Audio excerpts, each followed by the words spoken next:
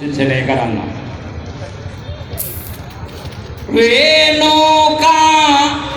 රේණුකා කියන නාමය අද මෙතන නැකී කරුණාවති අද ඇවිදින් නොමැත මැකී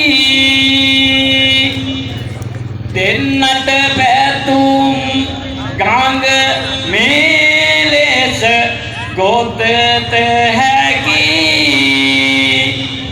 දෙන්නම මේ අත්භවයේ දෙන්නම නිති නිවන් දකී අපි එහෙම මේ භවයේදීම නිවන් දකින්න කියලා කියනවා.